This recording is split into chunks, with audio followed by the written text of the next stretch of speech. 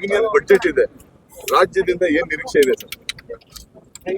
ನಾನು ಏನು ನಿರೀಕ್ಷೆ ಮಾಡಲ್ಲ. ಯಾಕಂತಂದ್ರೆ ಅವರು ರಾಜ್ಯಕ್ಕೆ ನ್ಯಾಯವಾಗಿ ಕೊಡಬೇಕಂತ ಕೊಡಲ್ಲ, ಮತ್ತೆ ಬಜೆಟ್ ನಲ್ಲಿ ಘೋಷಣೆ ಮಾಡಿದಂತೆ ಕೊಟ್ಟಲ್ಲ, ಗೊತ್ತಿಲ್ಲ. ಇವತ್ತು 23-24 ಬಜೆಟ್ ಅಪ್ಪರ್ ಭದ್ರಾ ಯೋಜನೆ 5,300 ಕೋಟಿ ಕೊಡ್ತೀವಿ ಅಂತ ಹೇಳೋದು.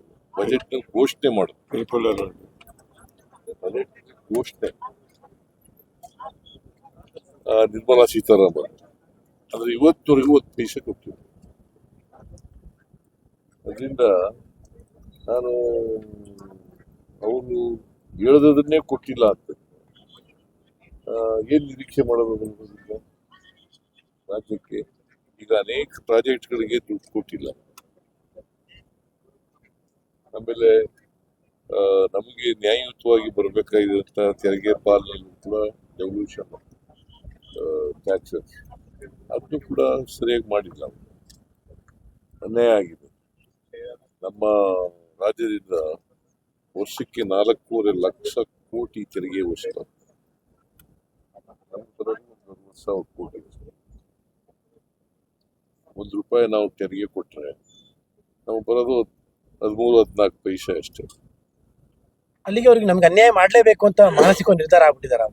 ನಮ್ಗೆ ಅನ್ಯಾಯ ಮಾಡ್ಲೇಬೇಕು ಈ ಸರ್ಕಾರ ಅಂದ್ರೆ ಈ ರಾಜ್ಯಕ್ಕೆ. ಏನಂತ ಕರೆಯೋದಕ್ಕೆ ನೀವೇನು ಕಾಯಿನ್ ಮಾಡಿ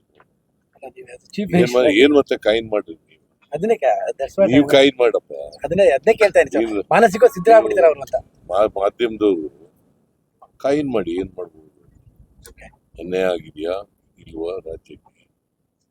ಅವರು ಬಜೆಟ್ ನಲ್ಲಿ ಘೋಷಣೆ ಮಾಡಿದ್ರು ಸರ್. ನಬಾರ್ಡ್ ಕಟ್ ಮಾಡಿದ್ರಲ್ಲ ಸರ್, ಅದಕ್ಕೆ ಲೆಟರ್ ಆಮೇಲೆ ನಬಾರ್ಡ್ ನಲ್ಲಿ ಗ್ರಾಂಟ್ ಬಂತಂದ್ರೆ ಸರ್ ಯಾರಾದ್ರೂ ರೆಸ್ಪಾಂಡ್ ಮಾಡಲಿಲ್ಲ. ಸುಮಾರು 58% ಕಟ್ ಮಾಡಿ 58%.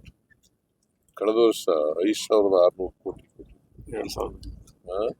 2,342 ಕೋಟಿ. ಹಿಂಗೆ ಕರ್ನಾಟಕಕ್ಕೆ ಅನ್ಯಾಯ ಮಾಡಲೇ ಇದ್ದಾರೆ ನಿರಂತರವಾಗಿ.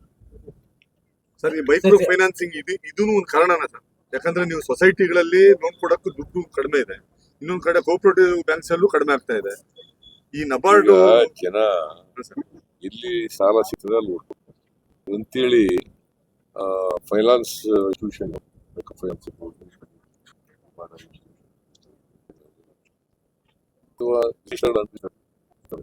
ಯಾವಾಗಲೂ ಕೂಡ ಎಕ್ಸಾಮ್ ಡೇಟ್ ಆಗಿ ಬಡ್ಡಿ ಹಾಕ್ಬಿಡ್ತಾರೆ. ಸೊ ಕೊಯ್ಲು ಮೆಥಡ್ ಅನ್ನ ಅಡಾಪ್ಟ್ ಮಾಡ್ತಾರೆ.